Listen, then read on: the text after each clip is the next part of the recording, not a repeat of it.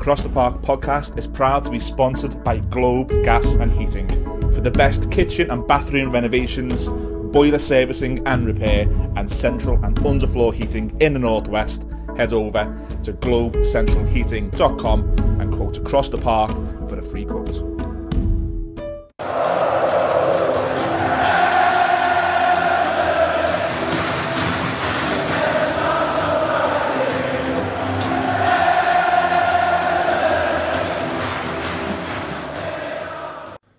Hello and welcome to episode 9 of Across the Park podcast season 23-24. My name is Ian Mills, joined by Darren Crist. It's going to be a really good show, a positive show. We're not going to cry over anything, are we, Daz? No, not after that Saturday, no. Well, welcome back. We can we? No, welcome back. Thanks for coming back on. You all right? Yeah, Sam, thanks for having me back. No, this is the listeners' demands. The listeners' demand. Where's Darren? Where's our silver fox? Here he is. We done the instant match reaction, didn't we, after the Bournemouth game? Yeah. The instant match reaction. It can be different a few days later. You always think differently because I think you've watched Match of the Day, you've watched other match channels' reactions, you've spoke to your mates. Do you feel any differently about the Bournemouth game? Because we were talking about it being a huge important win. Do you still feel that it was a huge important win? It's massive because Sean Dyche, if he doesn't get that win, the knives are out. I think they were getting sharpened anyway. And obviously after the Luton loss, I keep going back to Luton, but we fully expected to win that match. Yeah. So then it's added pressure, isn't it, on Dyche? Yeah. Going into the Saturday. But we fully deserved the Bournemouth when we battered them. I said after the instant match reaction, I fear for them. I mean, we stay up against them last game of the season, 1-0. And looking at them, there was no fight in them. I mean, we played well. That's not taking anything away from us. We played well. So, across the park. So, we won our individual battles. And I fear for them watching that. Yeah. Their own form might pull them out of it. Like, we've got a question later from our social media, and it sort of pulls us in the direction of what worst teams are in the league. So we'll park that for now. Revisit Bournemouth in relation to them as a team, and against us in the obvious fight going forwards up until May.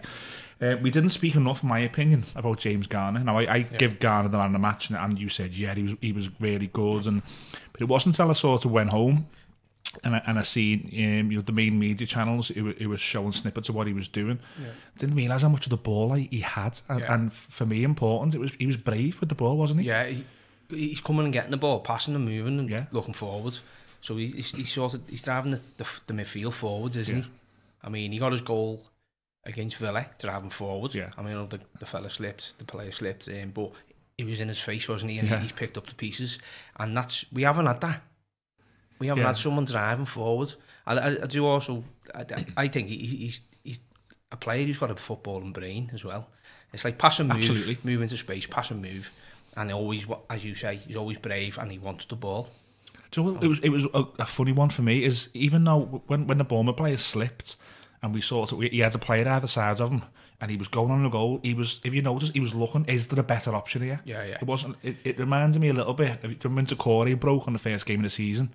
And it was a similar situation where against Fulham. Yeah. And Decore had to play either sides of him. And the wrong choice was to shoot. And Decore shot. It's like Garner was a bit like, I'm open for the easy option here. If it's me, I'll shoot. But he was looking, wasn't selfish, very unselfish as well. Unselfish, and he didn't panic. Yeah, true. So, like as you say with Decore, if he's got too much time to think, he'll get sapped under his feet. And like with Decore, if it's instant, he does look, he's better. Yeah. You know what I mean? I mean, he had one where in the second half against Bournemouth, and he should have burst the net, and it was basically like a pass back to the keeper, wasn't it? Yeah, it's true. Remember? Yeah. And it's like too much time to think. Yeah. But with James Garner, I don't know. We got him from United for that money, and he can only get better. No, that's it. You look at him, you think there's much more to come, and I think he's going to be a very important player for us, and he might turn into, unfortunately, someone we look at and go, can we keep holds of it? I do think the ceiling is that high for him. We talk about the ceiling with Onana, and we look at Pickford maybe as a sellable asset should it come to that. I think he's going to creep into that territory where you go, do you know, if you want to raise £30 million, it's going to be him. I think he is that good. Sadly, yeah. I mean, we want to be keeping these players, and I know we're just tired of him. I'm going to, I've seen the praises of Brantwaite. Yeah. And he's another one. If he carries on, because we've got to stay, as a squad, we've got to stay away from injuries, haven't we? Oh, 100%. Say you have Brantwaite, young James Garner injured, you're scratching your head, aren't you? So January, you want to be keeping these players if we can. So we don't know what's going behind the scenes, do we? And then you've got to build around these players. Got to. I agree. Look, it's probably, and overall, they had an international break, and after 3 or 4 games, the one that we all ate. That's been and gone. But this is probably the first real break where you can look back and proper assess. I don't think it's fair to look back at the team in the first 3 or 4 games when that first break hits. But now we're like a number of games in. Just our record here on the first half of the season. We're 16th. We've got 2 wins. We've drawn 1, 5 losses. -3 goals. Obviously, the manager will tell you the XG is through the roof. So I'm not going to argue with that. I do think Everton are creating lots of chances. How are you finding when you look back at the first 8 games and we're 16th and that block of fixtures, which was arguably an easier block than what's coming? How do you find looking back on the whole? How have we done? It's disappointing. Like when we first spoke to start the season, I thought we'd get off to a flyer against Fulham. Yeah.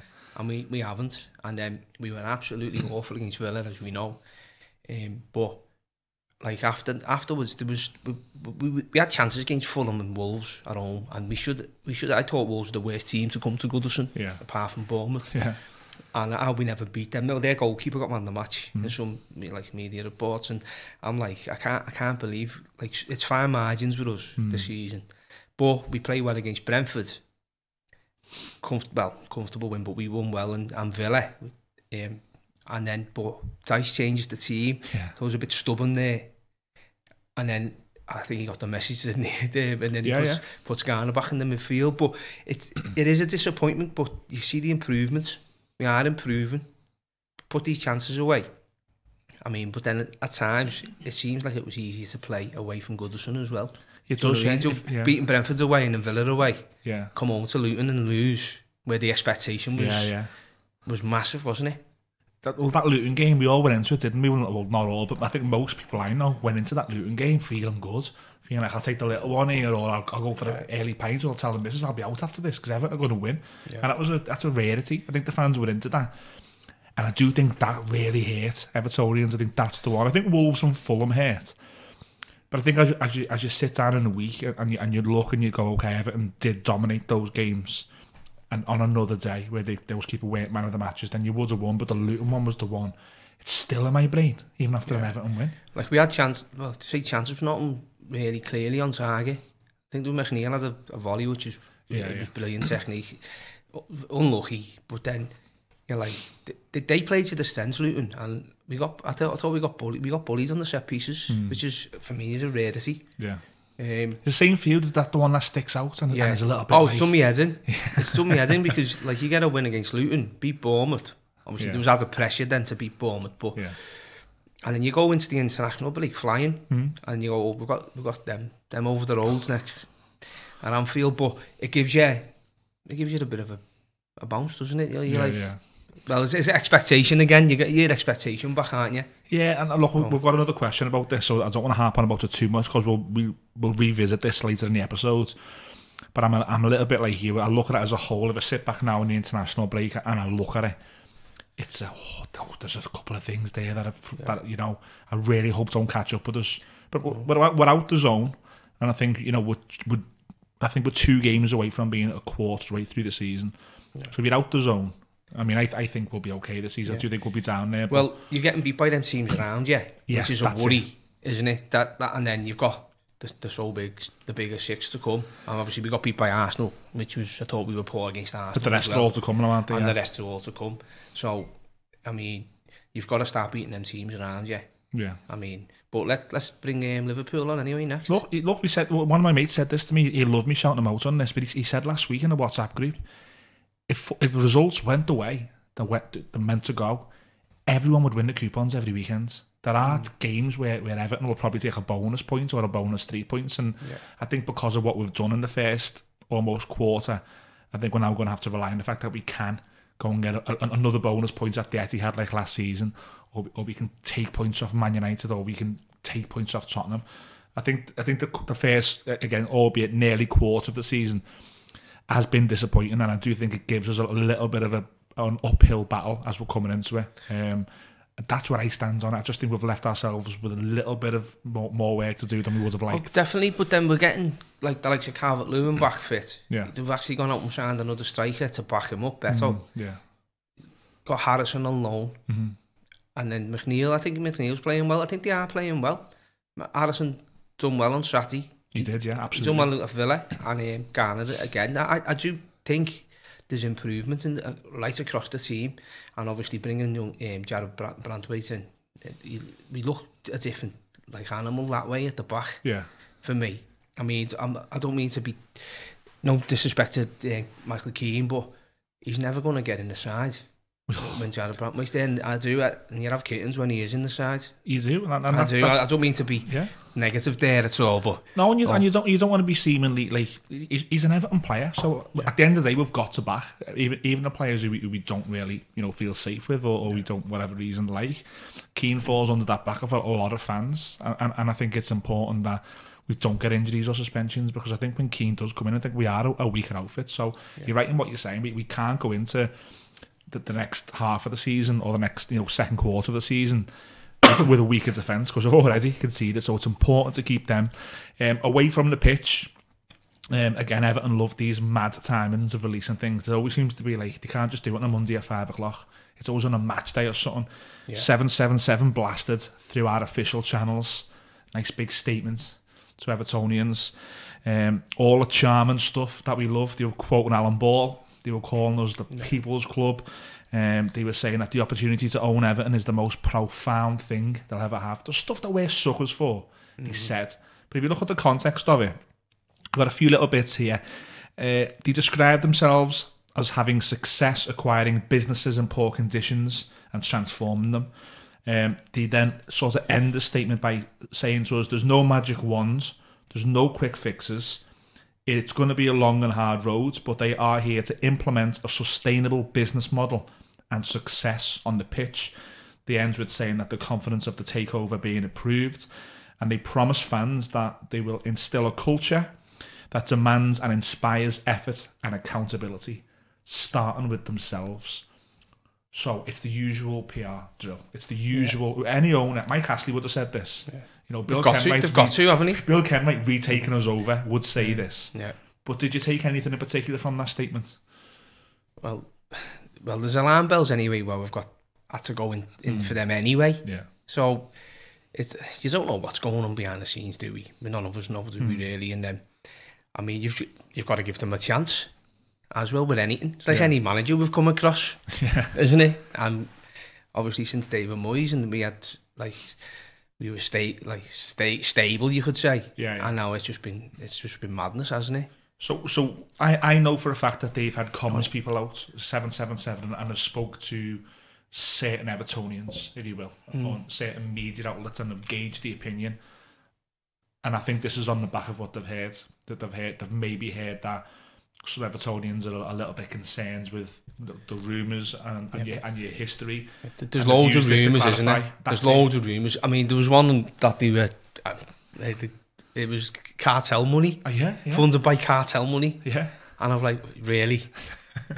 I mean, it was like a Miami... His history in Miami or something, wasn't it? Where all this charges that he had in the past. And how's that possible that now they're able to come to the Premier League and run a football club? Yeah, how's that possible? The statement for me just seems longer than it would. Like I've said there, that any owner or any potential owner will put the best foot forward and they'll say what you want to hear. It just seems a bit longer than it should have been, and I just think they maybe took stuff from the comms. And they probably have. Yeah, we've got to say more here and get them. Yeah, get them on board. Yeah. But time will tell with that though, because we get into January. Let's see what happens in January. Are they going to be able to spend any money? Yeah, and are we going to keep what we've just said then? Are they going to be able to keep players? Yeah, look, I think FFP wise, I think Everton will still have to, in the next couple of transfer windows, have to adhere to being careful there. So I don't think anyone coming in will free up the shackles, but money coming into the club just allows you to be a bit more sensible and invest a little bit more. So you're right in saying maybe January is where you've got to really look at it. If Everton are in a position where Everton needs a left back, for instance, or Everton needs a whole midfielder, these are the guys to put the funds to go and get that and not leave the short. Like we've got a sell to buy, which, but then we raised the funds. I mean, we sold a Wobie, and next, I know and then they eventually got another striker in, a Wobie, and they brought Harrison, and he's on loan, isn't he? But he's on a free at the end of the season. Yeah, but I'm saying he's come in originally on loan, hasn't he? But so they haven't spent obviously it's just wages, isn't it? But yeah, I think the down payment on Chimiti, I think is all they've spent, and I think there's a sort of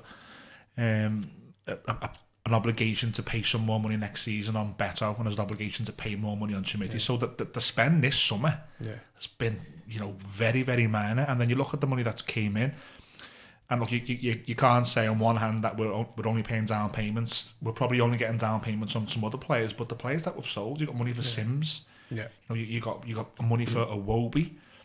You got money for Tom Cannon. I think Man City threw us a few quid because we triggered the clause in John Stones' contract. So more money has come in. Yeah. So it is up to these guys to say what they're going to do. They've said that they come into businesses that are not in a very good state and they turn them round. And it's all well and good saying you'll do it, but you've got to come in and do it, because we can't afford anyone. And I don't really care about the history now. I'm at the point where we all know Mashiri's gone.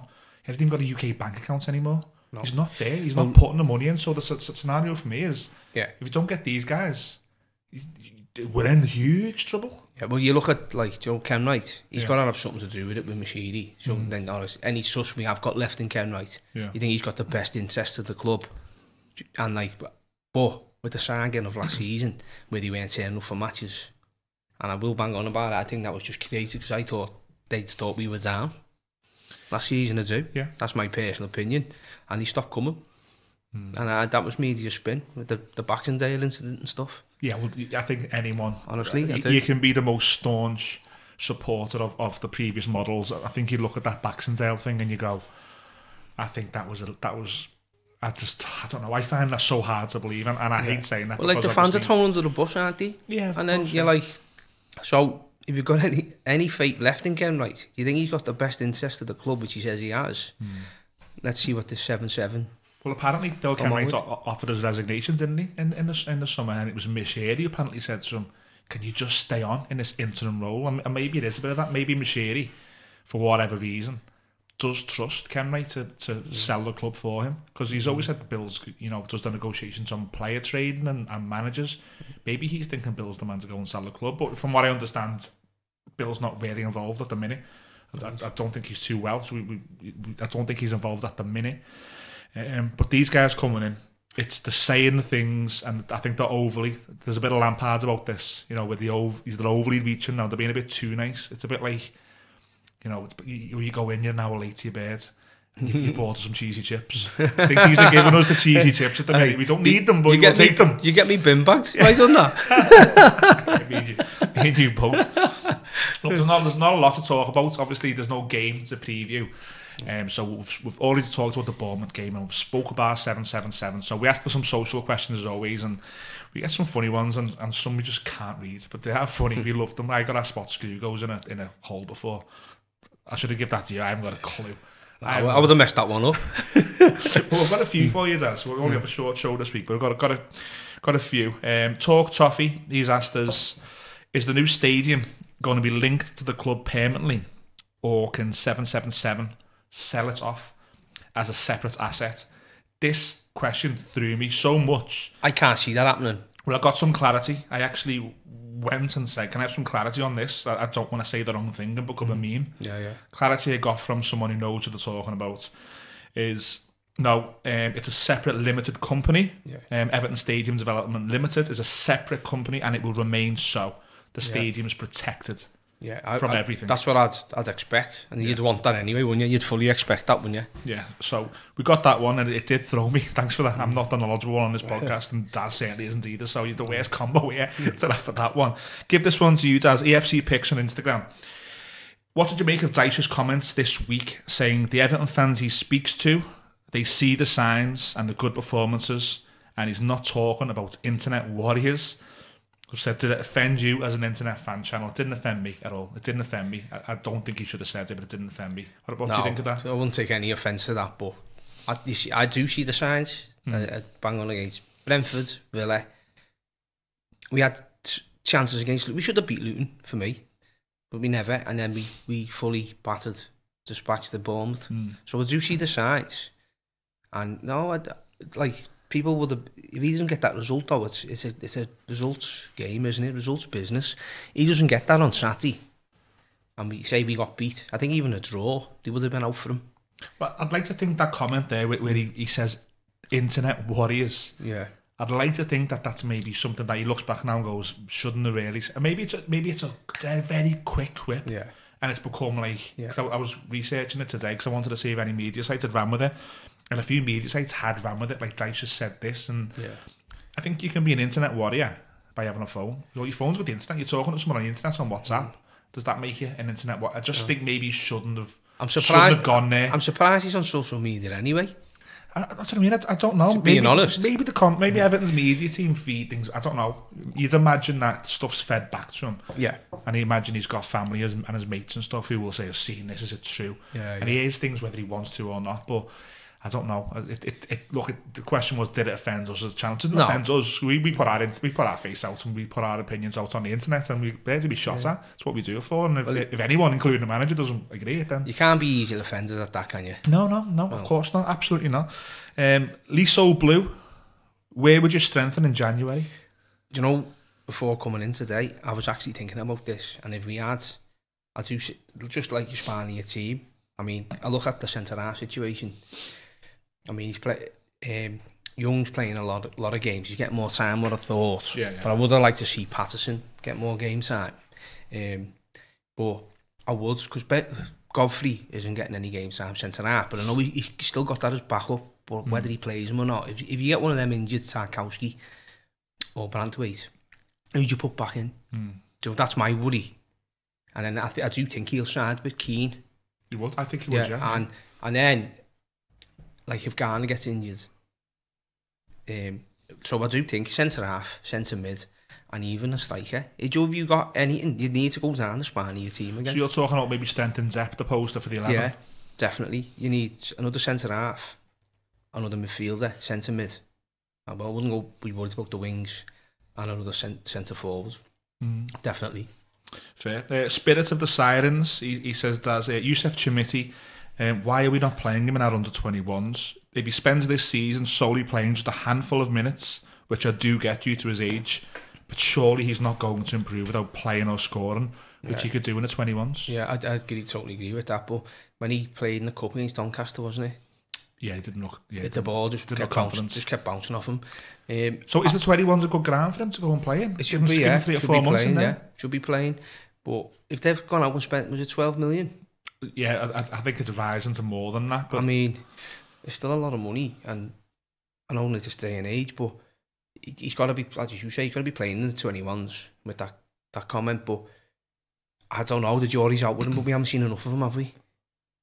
But I seen it against Doncaster. I thought, oof. I went, oh no, not for me. Like, but it is too early, I guess. And he's only young. I think he could play in the 21s, but I get what the visual would be if you put someone in the 21s. Does it look like a demotion? Does it look like a disciplinary issue? Does it look like the manager doesn't fancy him? So on the eye, is it easier in that respect to keep him as part of the first team squad, and he's always on the bench and he's warming up Premier League games, and the visual is he's ready to come on and affect things? But I do agree a little bit with Spirit of the Sirens, is that for his development, if he comes back in pre-season in the summer and he's played 100 minutes all season, has he developed? Well, he's not going to develop, is he? No, I would personally. You'd be in the 21s. So the 21s are playing in cup games against the lower leagues, aren't they? Yeah, of course, yeah.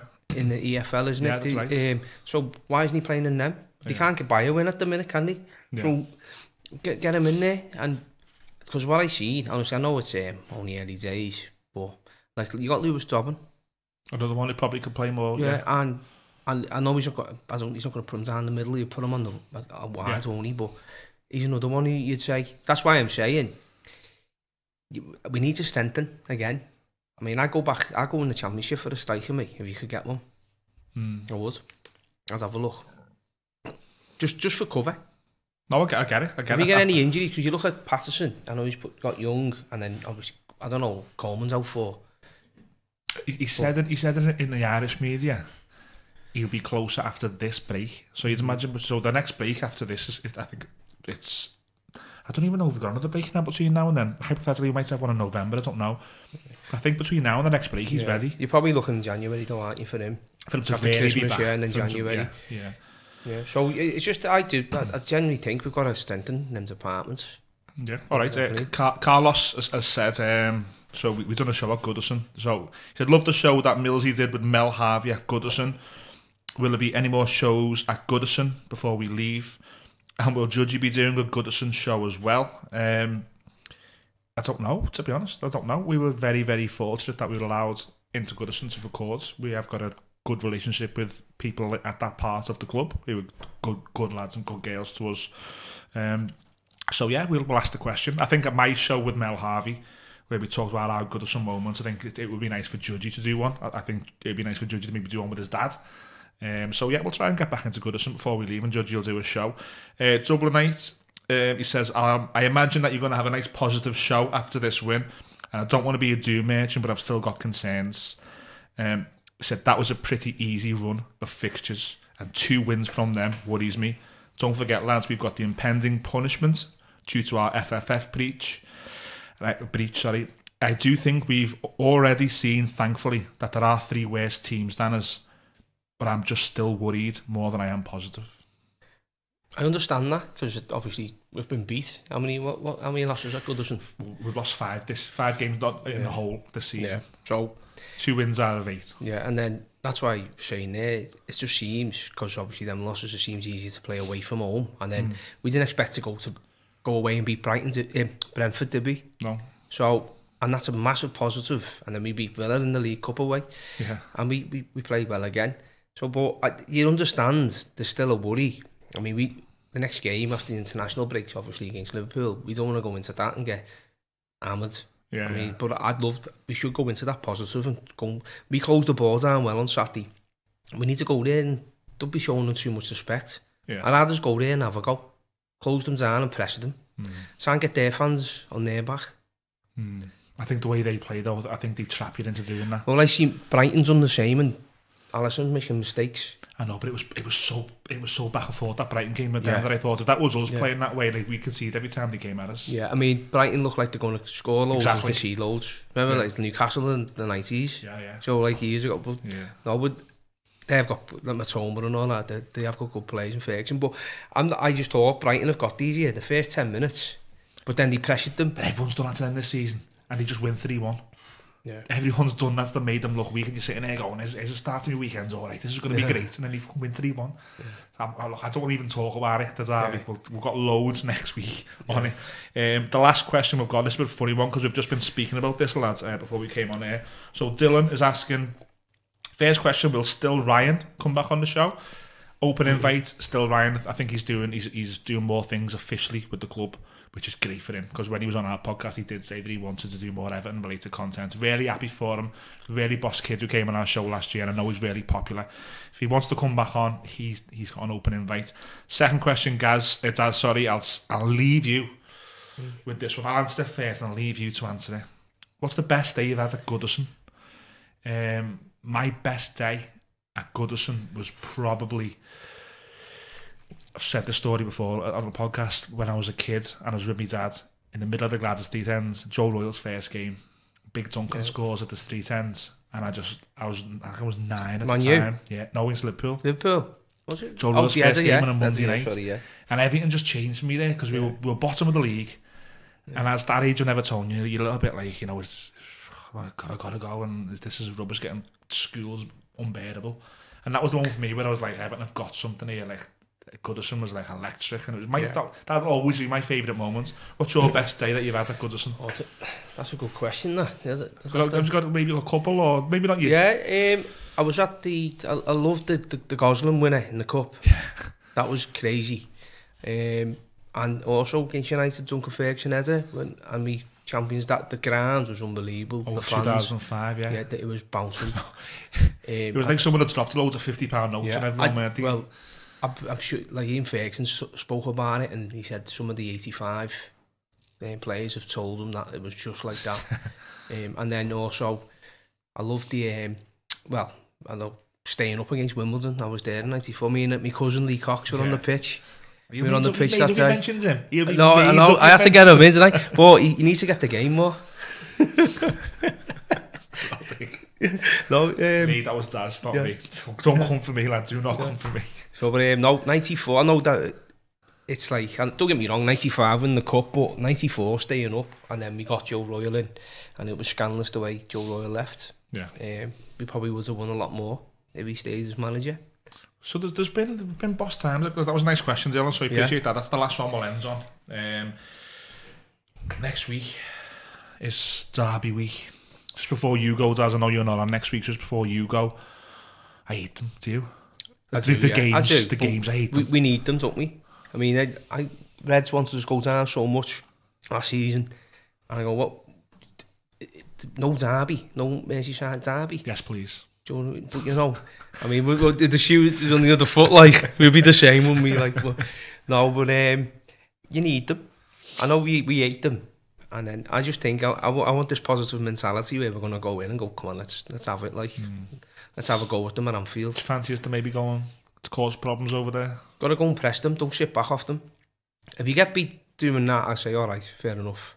If we sit back like we did against Arsenal, which I thought we were terrible at home, then yeah, we deserve what we get. Yeah. Go and have a fight. Go. I think like Garner in the midfield, he won't be sitting back. And I thought, do you know, on Saturday, I thought the Corey was really good. He put some. I like to see what his stats were for the mileage, what he put in. I thought he was really good. So, but it all depends what he can't change that team for me now. So no, he won't. He can't. He can't, can he? The only because I was on Tenderlooks with Young, got that early booking Saturday. Yeah, and then. I think there was one point where the winger just ghosted past him and he just had to stand up and let him go past him.